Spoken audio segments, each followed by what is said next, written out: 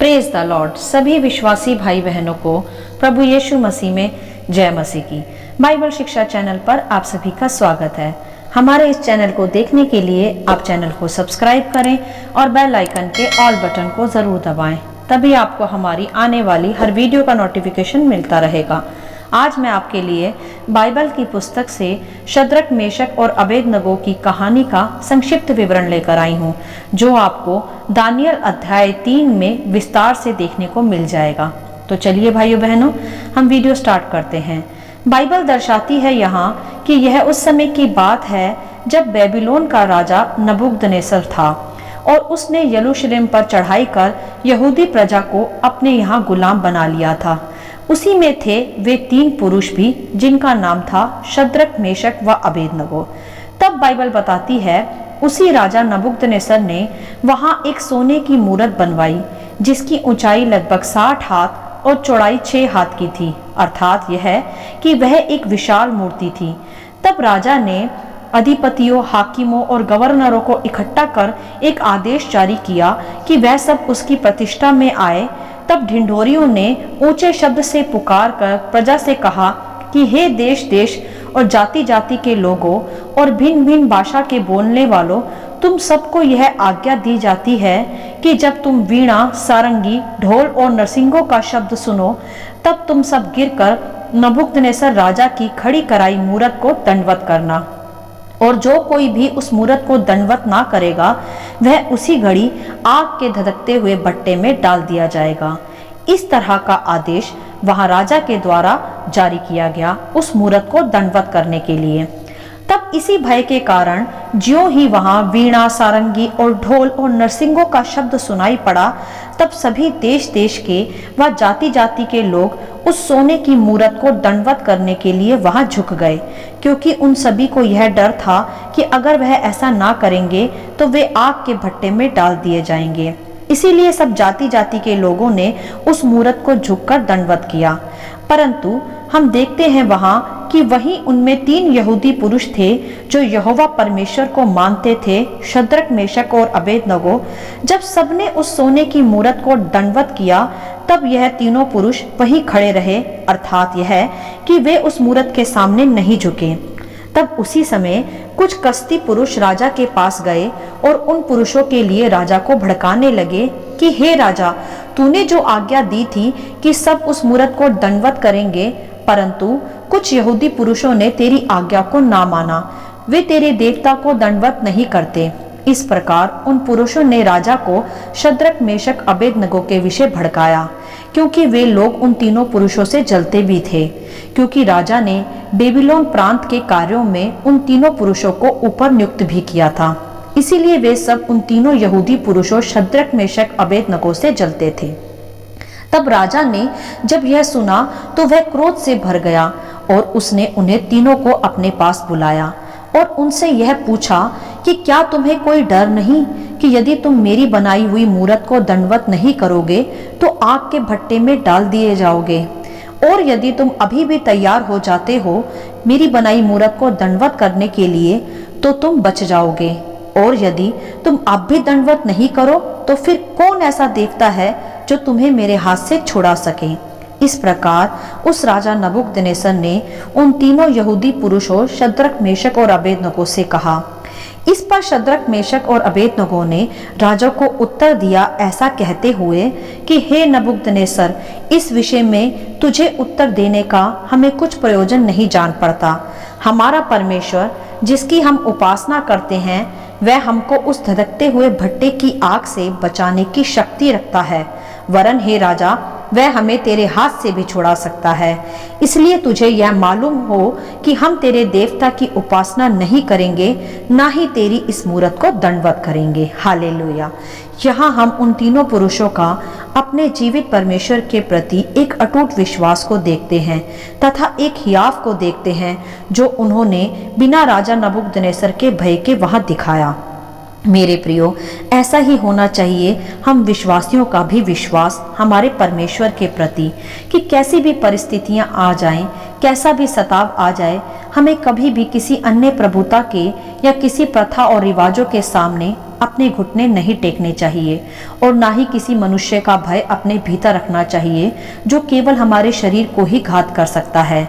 वरन हमें केवल अपने जीवित परमेश्वर ही को दंडवत करना चाहिए व उसी का भय रखना चाहिए जो आत्मा और शरीर दोनों का करता है, जैसे शद्रक मेशक अबेदनगो ने भी रखा। तब आगे हम देखते हैं यहाँ कि यह सुनकर राजा क्रोध से झुंझला उठा और उसने अपने सैनिकों को यह आज्ञा दी कि वे आग के उस भट्टे को और 7 गुना धधका दें और उन तीनों पुरुषों को उसमें डाल दें। तब राजा के सैनिकों ने उन पुरुषों को रस्सियों से बांधा और उन्हें बांधकर उस धधकते हुए भट्टे में उनके मोजों, अंगरखों व वस्त्रों सहित डाल दिया। तब बाइबल बताती है वहां कि जिन सैनिकों ने उन तीनों पुरुषों को आग में डाला था, आग की अधिक आंच के कारण वे सैनिक खुद ही जलकर मरे। क्योंकि भाइयों बहनों, बाइबल स्पष्ट करती है कि जो जीवित परमेश्वर की प्रजा को छूता है वह परमेश्वर की आग की पुतली को छूता है, जैसा कि हम यहाँ देख भी सकते हैं। तब आगे हम देखते हैं कि तब अचानक एक दृश्य देखकर राजा नबूकदनेस्सर अचंभित होकर उठ खड़ा हुआ और अपने सैनिक से यह कहने लगा कि क्या हमने उस आग के बीच 3 पुरुष नहीं डलवाए थे? तब सैनिक ने उत्तर दिया कि हाँ, 3 ही पुरुष थे। तब राजा ने कहा कि अब मैं क्या देखता हूँ कि यहाँ 4 पुरुष आग के बीच खुले हुए टहल रहे हैं और उनको कुछ भी हानि नहीं पहुंची, और चौथे पुरुष का स्वरूप ईश्वर के पुत्र के सदृश है। हालेलुया! क्या अद्भुत आश्चर्य को हम यहाँ देख पा रहे हैं। जी हाँ भाइयों बहनों, उन तीनों यहूदी पुरुषों को बचाने खुद परमेश्वर आग में उतर आए और उनकी कुछ भी हानि ना हुई। ऐसा है हमारा परमेश्वर, हमें आग किसी परिस्थितियों में से भी छुड़ाने के योग्य। परमेश्वर हमारे विश्वास व शब्दों के आधार पर ही हमारे जीवन में कार्य कर हमारी लाज रखता है। जैसे उन तीनों पुरुषों का विश्वास था तथा उनके शब्द भी यही थे कि हमारा परमेश्वर हमें आग के भट्टे से व राजा तेरे हाथ से भी बचाने के योग्य है, और वैसा उनके जीवन में हुआ भी। क्योंकि भाइयों बहनों, उन तीनों पुरुषों ने राजा की बनाई उस झूठी मूरत को दंडवत नहीं किया, अर्थात यह है कि वह किसी रिवाज या प्रथा या मूरत के सामने नहीं झुके, वह अपने परमेश्वर पर ही विश्वास किया व उसी को पुकारा। तब आगे हम देखते हैं कि यह सब देखकर राजा ने उन तीनों पुरुषों को पुकारा और कहा, हे शद्रक मेशक अबेदनगो, बाहर निकल आओ। और राजा ने कहा कि धन्य है शद्रक मेशक और अबेदनगो का परमेश्वर, जिसने अपना दूत भेजकर अपने इन दासों को इसलिए बचाया क्योंकि इन्होंने राजा की आज्ञा ना मानकर तुझी पर भरोसा रखा और यह सोचकर अपना शरीर भी अर्पण किया कि हम परमेश्वर को छोड़ किसी देवता की उपासना या दंडवत ना करेंगे। हालेलुया! तो यहाँ देखा आपने कि किस प्रकार उस विरोधी राजा ने भी उन पुरुषों के कारण उनके अर्थात हमारे परमेश्वर की बड़ाई की, उसे धन्य कहा, जो पहले क्रोध से भरा था कि उन पुरुषों ने उसकी आज्ञा नहीं मानी थी, वही अब झुककर नम्र होकर उसके परमेश्वर की खुद ही जय जयकार कर रहा था। ऐसा है हमारा परमेश्वर, सताने वालों के सामने मेज बिछाने वाला।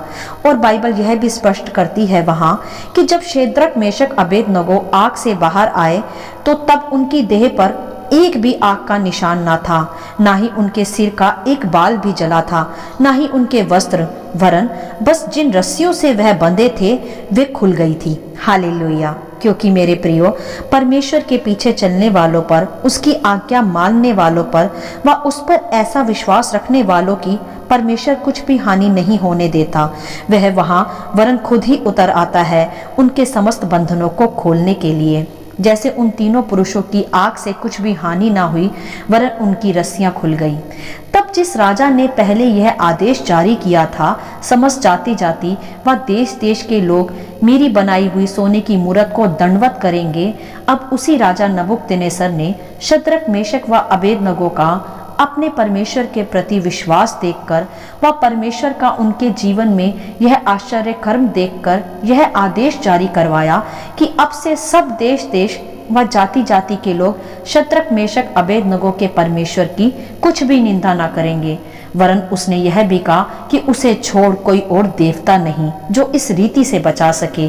व उसी राजा ने फिर शद्रक मेशक और अबेदनगो का पद भी ऊंचा कर दिया। हालेलुया! तो देखा भाइयों बहनों आपने कि कैसे विरोध बदल गया, कैसे आदेश बदल गए, वरन पद भी ऊंचा किया गया, वरन सोचने से व मांगने से भी बढ़कर वहां परमेश्वर ने उन तीनों पुरुषों के जीवन में किया। मेरे प्रियो, अब इस कहानी से कुछ गहरी बातों को यहाँ हम सीखेंगे व समझेंगे। जब हमने देखा कि राजा की उस भयानक आज्ञा को सुनकर भी शद्रक मेशक अबेदनगो ने उसकी बनाई हुई मूरत को दंडवत नहीं किया, वरन हियाव के साथ राजा को भी उत्तर दे दिया कि हमारा परमेश्वर हमें उस आग के भट्टे में से व तेरे हाथ से भी छुड़ाने के योग्य है, तो यहाँ हम देख सकते हैं उनका विश्वास कैसा अटूट था अपने परमेश्वर के प्रति व उनकी सच्ची धार्मिकता, जो किसी झूठी उपासना के सामने व किसी डर के सामने भी नहीं टूटी। और आगे फिर हम उसका परिणाम देख भी सकते हैं कि उनके ऐसे ही विश्वास के कारण, ऐसी ही धार्मिकता के कारण परमेश्वर भी खुद उन्हें उस आग में से बचाने के लिए उतर आए व उनकी कोई भी हानि न करी, वरन उनके द्वारा ही परमेश्वर की बड़ाई भी हुई व उनका पद भी ऊंचा हुआ। तो मेरे प्रियो, आज हमें भी इस कहानी से यही सीखना आवश्यक है कि चाहे कितनी भी परिस्थितियां आ जाए, कितने भी पहाड़ आ जाएं, चाहे कितना भी सताव आ जाए, चाहे कितने भी हमारे विरोधी उठ खड़े हों समाज में या हमारे घरों में, हमें कभी भी किसी भी सिचुएशन में कोई भी कंप्रोमाइज़ नहीं करना चाहिए। ना ही हमें किसी झूठी मूरत को डर के मारे दंडवत करना चाहिए कि लोग क्या कहेंगे या हमें मार डालेंगे। ना ही हमें किसी झूठी प्रथा या रिवाज का सहभागी बनना चाहिए जो जीवित परमेश्वर की ओर से है ही नहीं। हमें हर परिस्थिति में केवल अपने परमेश्वर पर ही भरोसा रखना चाहिए व उसी को दंडवत करना चाहिए, क्योंकि उसे छोड़ इस आकाश के नीचे व पृथ्वी के ऊपर कोई दूसरा ईश्वर है ही नहीं। और फिर वही परमेश्वर हमारी ऐसी आज्ञा पालन को देखकर, हमारे विश्वास को देखकर आप ही हमारी आग की सी परिस्थितियों में आप ही उतर आएगा, हमें बचाने व हमारे सभी विरोधियों को अपने सामने झुकाने व हमारे सताने वालों के सामने भी हमारे लिए आदर का मेज बिछाने। वह हमें पहले से भी अधिक प्रतिष्ठित व आशीषित बनाएगा, जैसा सब हम उन तीनों पुरुषों शद्रक मेशक व अबेदनगो के जीवन में भी देख पा रहे हैं। तो भाइयों बहनों, मैं आपसे निवेदन करूंगी कि किसी भी परिस्थितियों में या चुनौतियों में घबराए नहीं, डरे नहीं, ना ही किसी सिचुएशन में अपने परमेश्वर को लेकर कोई कंप्रोमाइज़ करे, ना ही किसी झूठी संस्कृति या प्रथाओं के गुलाम बने। जब आप ऐसा करेंगे तो मैं वायदा करती हूँ आपसे परमेश्वर की एक दासी होने के अधिकार से कि आप अपने जीवन में फिर अपने परमेश्वर के धर्ममय बड़े दाहिने हाथ को देखेंगे, क्योंकि परमेश्वर का वायदा है अपनी प्रजा से कि तुम मुझे परख कर देखो कि मैं कैसा भला हूँ। मैं आकाश के झरोकों को खोलकर तुम पर आशीष की अपरंपार वर्षा करता हूँ कि नहीं। और इसका परिणाम हम इस कहानी में यहाँ देख भी सकते हैं कि वह कैसा परमेश्वर है, भला, दयालु, करुणा निधान, अपने धर्ममय दाहिने हाथ से सदा हमारी रक्षा करने वाला। तो भाइयों बहनों, अब से हमें केवल अपने परमेश्वर का ही भय रखना है व उसी की आज्ञाओं पर चलना है व केवल उसी को दंडवत करना है। हमें किसी भी परिस्थिति या मनुष्य से डरने की कोई आवश्यकता नहीं। मनुष्य केवल हमारे शरीर को घात कर सकते हैं, परंतु यहोवा परमेश्वर शरीर व आत्मा दोनों का परमेश्वर है। ऐसा नहीं है कि विश्वासियों पर चुनौतियां नहीं आएंगी, वह तो अवश्य आएंगी, जैसे उन तीनों पुरुषों पर भी आई। परंतु परमेश्वर का वायदा है कि वह हर विपत्ति से धर्मियों को छुड़ा लेगा। बस हमें उस पर अपना अटूट विश्वास रखने की आवश्यकता है व केवल उसी को दंडवत करने की आवश्यकता है। वही हमें पृथ्वी पर भी व पृथ्वी के बाद भी संभालता है, क्योंकि यहोवा के दासों का यही भाग है और यहोवा की यही वाणी है। हालेलुया। आशा करती हूँ कि इस कहानी का संक्षिप्त विवरण आप सभी को समझ में आया होगा। परमेश्वर आपको अपनी पवित्र आत्मा की भरपूरी से सदा भरता रहे। यदि आप चाहते हैं कि दूसरे भी इसे सुनकर आशीष पाएं, तो आप दूसरों के साथ भी इसे शेयर कर सकते हैं, क्योंकि हमारे प्रभु यीशु मसीह की यही इच्छा है। आमीन and God bless you all.